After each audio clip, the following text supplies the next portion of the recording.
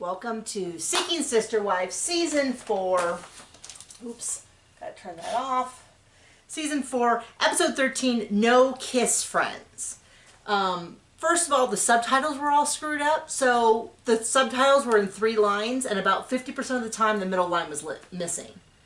John did not notice because he wasn't paying close enough attention to care.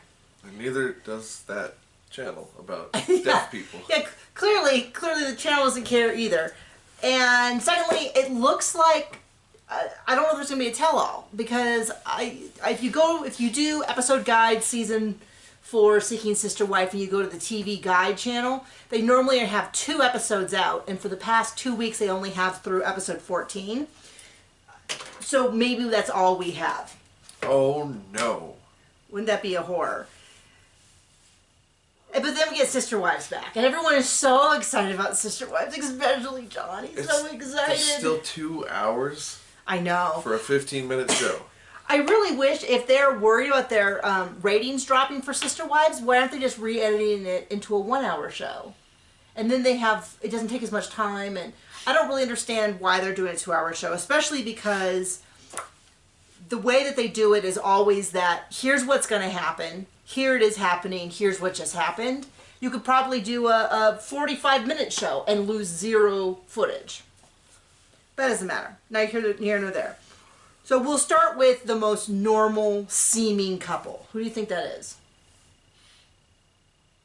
Come on, John. Participate. Garrick. Oh gosh. You're so wrong. Okay, the magician. Joneses, Sidian, Tasha, and Ariel. They're the only ones where he seems like he genuinely seems to like his partner, where he's not just some horn dog. Now, he might just be some horn dog. If so, surprisingly enough, he seems to be the most in line with it. They introduce the kids. It's the first time that they have a conversation with their children. It doesn't seem insane. I mean, not that them versus everyone else. Because everyone else talks and they're like, there's just no part of this. But they're like, do you know what propose means? This is what propose means. Here's the timeline. How are you feeling? Ariel asked a very normal question. She's like, oh, did you like any of the candy that I sent? I can bring, Everyone seemed like normal human beings. I'm still not on board with polygamy. Doesn't seem to be working. But if anyone was going to convince me that there is a single situation where it might work, it might be them. We'll see. I'm hoping if there is a season 5 of Seeking Sister Wife, that if someone gets married, we actually get to see them. Because it would be such a bummer if they actually got married and then they were like, bye, we're not seeing you in the show anymore. And you're like, no, wait. They're in different countries. We don't know anything. They're going to have to get a bigger house. And they're going to have a family vacation to go meet Ariel. Seems reasonable. I have no qualms. No one's asking for my opinion. Well, I guess by nature of what I'm doing, someone's asking for my opinion. But, and I'm not trying to say like they're my favorite. I love them. They're the ideal. I'm just saying they're the least crazy on the show, which is saying something. We'll go with the Foleys next because there was just a small amount that we saw them. Steve, Brenda, and we didn't even see April this episode. Someone made a really good point on Twitter, so this is not my observation, someone else's observation, that they met April on a dating app. She's like 21 now, and they've been dating for 2 years, which means that he was on a dating app and he set his preferences all the way down to 18, 19, which is a little like, ooh.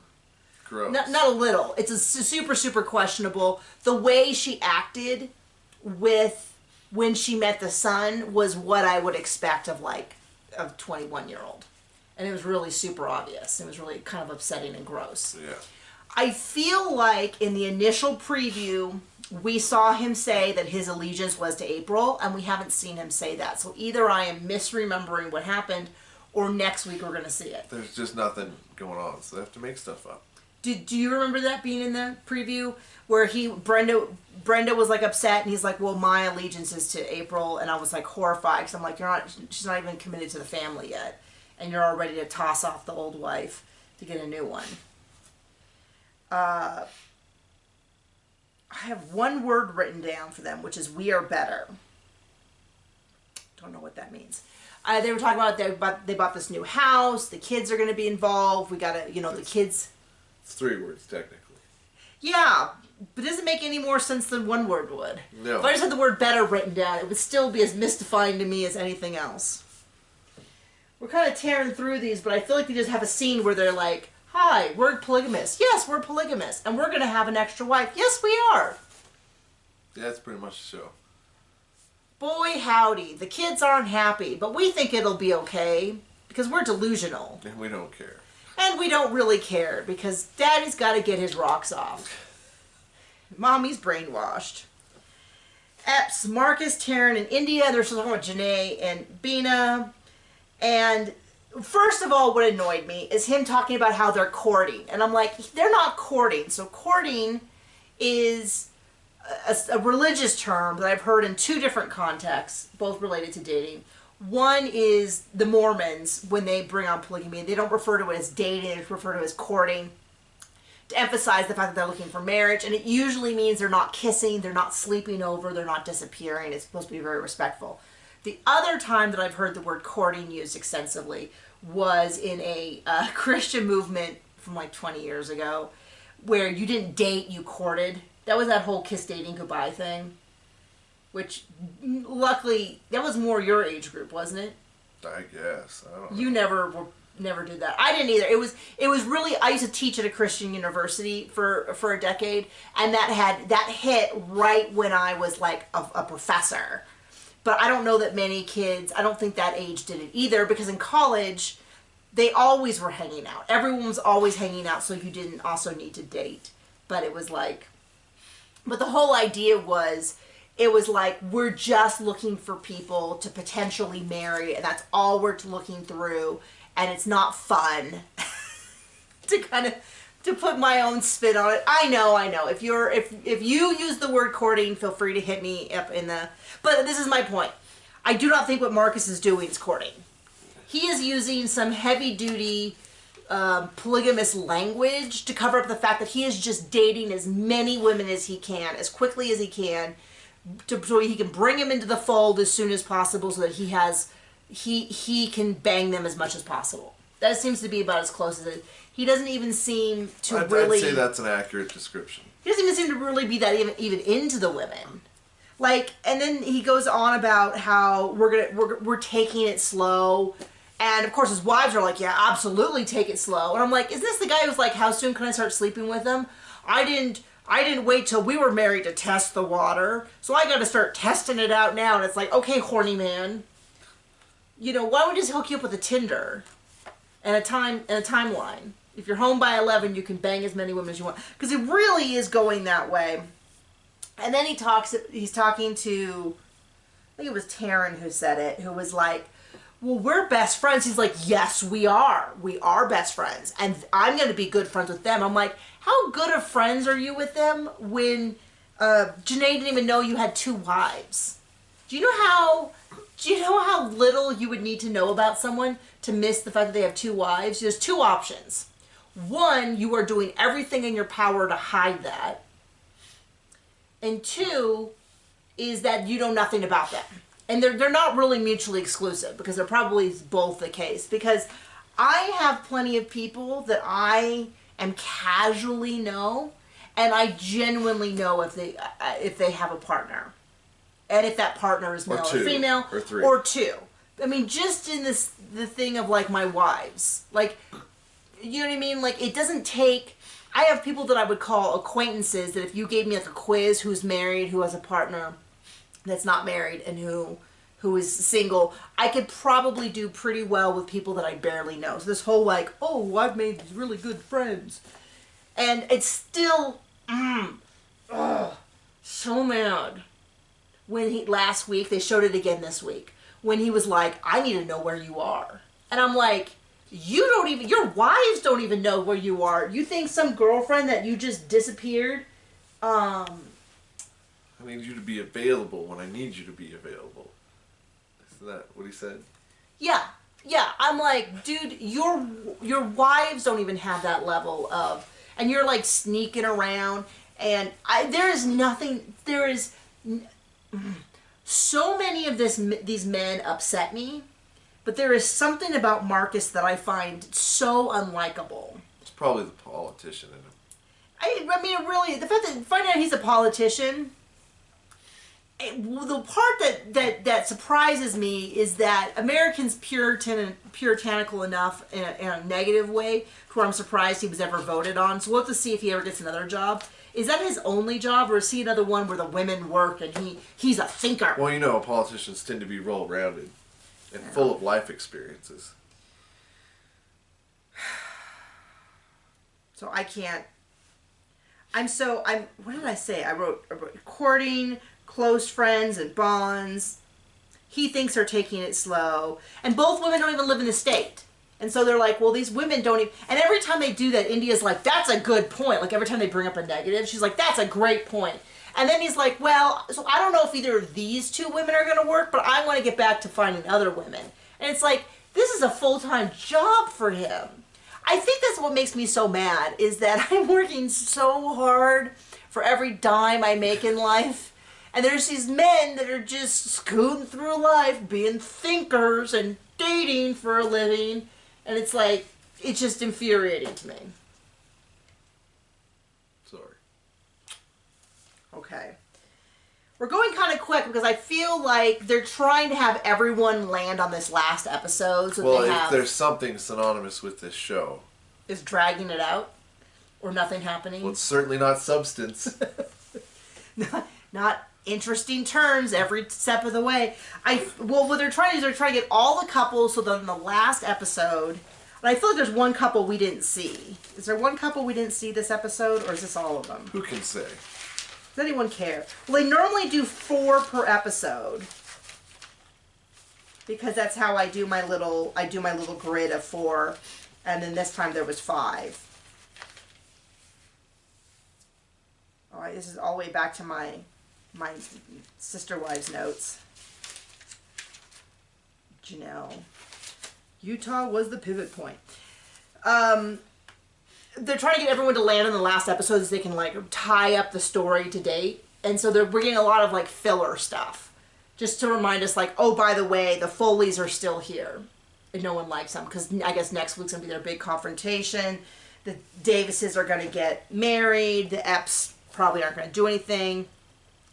I think we know what the Merricks are going to do, and then Joneses. I don't know what they're going to do. I don't know what the Joneses are going to do because she can't come to America just yet.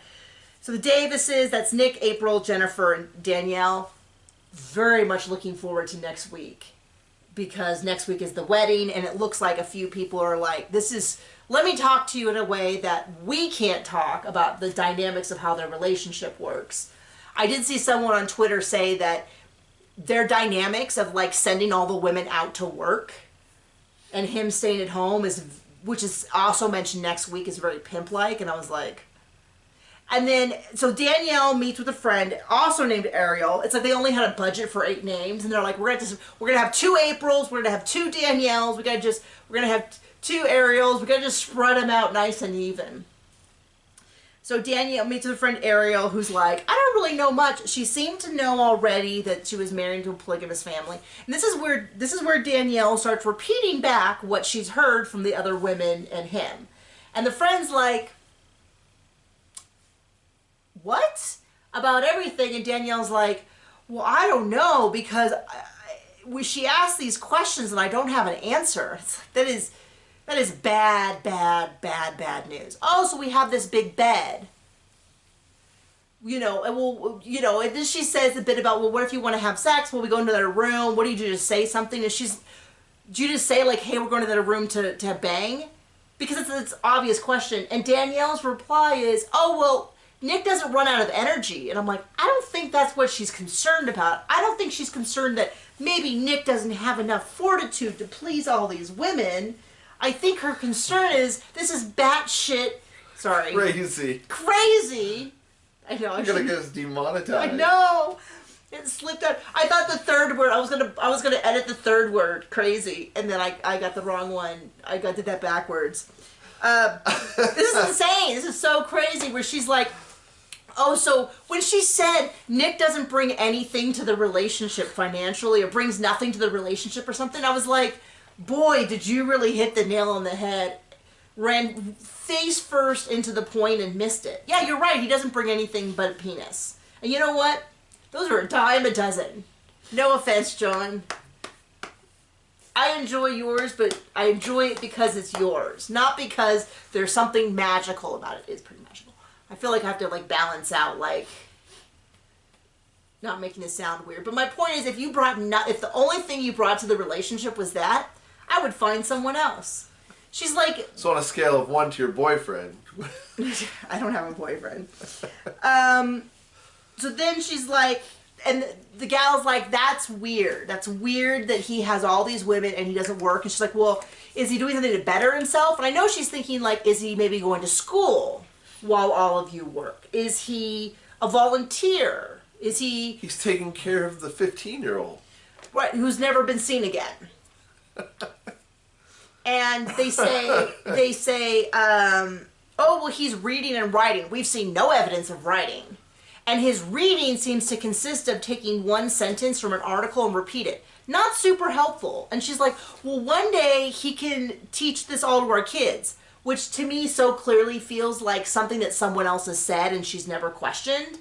And then when she said it out loud, she goes, that doesn't really... His research on nuclear fusion doesn't seem super helpful to raising a 5-year-old. Like, and the friend's just staring at her like, I mean, if he wants to be a stay-at-home dad, I mean, he should get his teaching credentials. Maybe he should, I don't know, do anything at all, because right now he is doing 0.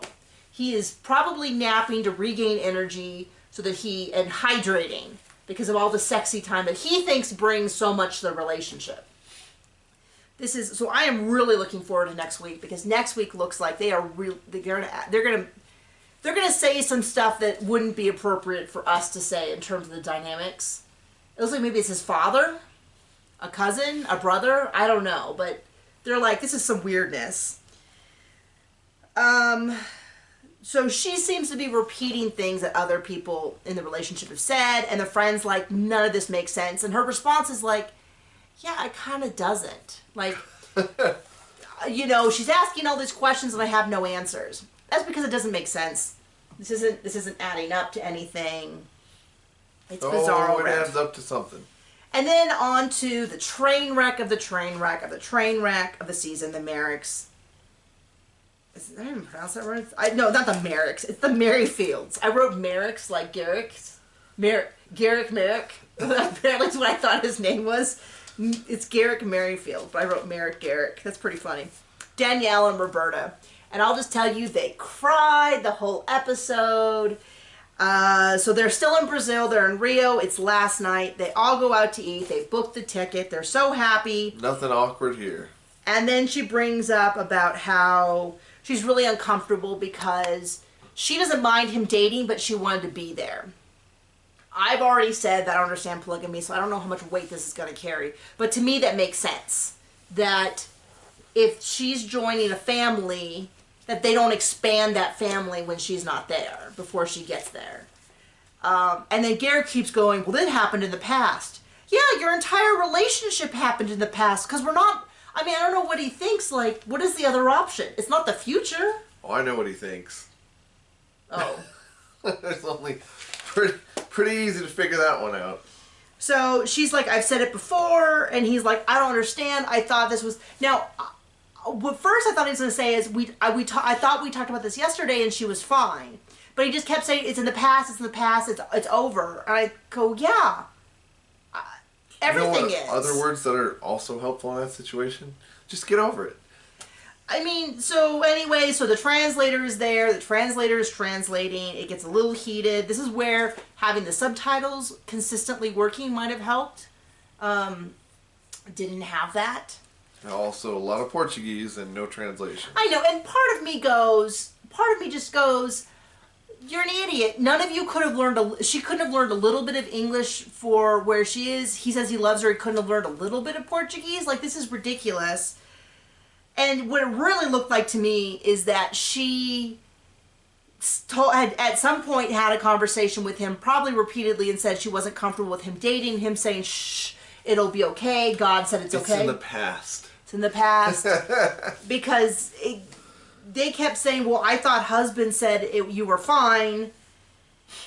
I mean, it could just be the lack of translation app, but it really feels like based on how much I dislike I'm Garrick. totally sure he tells the truth all the time.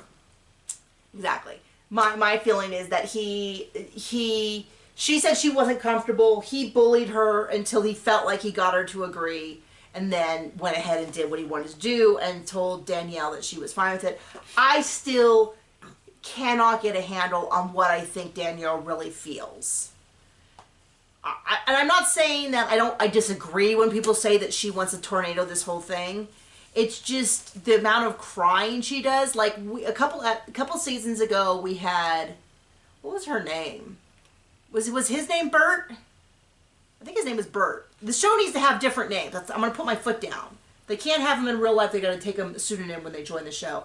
Where he wanted something and the wife said she did too, but then she constantly said no every time something came up. That was really clear that she was saying she wanted something and didn't. This is a little bit more confusing to me. Just because she keeps crying and hugging Bert and all that. And Garrick is such a cold fish to her, it's hard for me to believe. The only time I saw him like genuinely affectionate to Danielle was when Bert was saying that he had lied. And then he's like, no, it's okay, God said. And I'm like, okay, that's a little weird. A little weird. So then it comes up that she's like, you were looking to marry Leah, and I said no. And they're like, we weren't looking, we were just discovering her. God brought us to her. And she's like, God did not bring you Leah. They're like, well, we just want to discover. And she's like, so you had no interest in being intimate? No, only a kiss. And Bert doesn't flip the table, but I feel like internally she flipped the table because she was pretty mad. She's like, oh, so you were intimate. I don't kiss people that I'm not going to be intimate with. Why are you kissing people? And especially when it's like he wasn't into Leah and Leah wasn't into him. That was super clear. I wish that there was a tell-all, because I want to have Leah back. And I want her to be like, he's a weird fish. He kisses like a lamprey eel. Like, the whole thing was gross. He smells like beef jerky. And he tucks his pants into his boots. He tucks his pants into his boots. You'll never forgive him for that. He smells like feta cheese. Danielle cried when I asked her to pass the lettuce. Like, I want all of that dirt. I'm really mad if we don't get a tell-all because we deserve a tell-all. So Roberta is not happy, and she's like, I'm going to go for a walk. And she leaves. And what I thought was funny was the translator went with her, because the translator wasn't hired by her.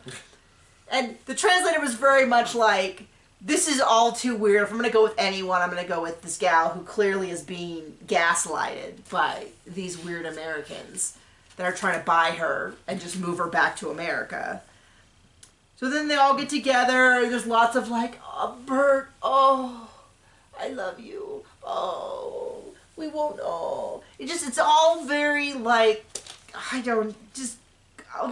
coy or weird. But it's just, it's clear to all of us, right? She's not going. She's not going to America. I know that there's already like spoilers out there and people know. I'm just saying based on the TV show. She's getting paid. It's really clear that she still has big feelings about Leah, and Garrick has done nothing to assure her. When she was like, I don't want you to court anyone for a while, he was like, oh, woo, woo, woo, woo, woo, woo. Like, even for him, it was a weird facial expression. So, anyway, they finish it all up. The next morning, he's topless. I was like, I did not need to see Garrick nipples. I did not need to see hugging, kissing, stroking, lots of like, you're coming to America. Please say you're coming to America. 30 days. It's a calendar. Checky, checky, checky, checky. Oh, my Danielle. And it's just a little bit like, okay, I'm not buying any of this. So next week, Bert is coming. We'll see if that actually happens. We know it's not, but we know it's not. There's just no way. And that's it. That's the show. That's it. We're down to one episode. Please join us for Sister Wives, September 11th. It's going to be a good time. I know. National tragedy all around. Okay, and we will see you later. Bye.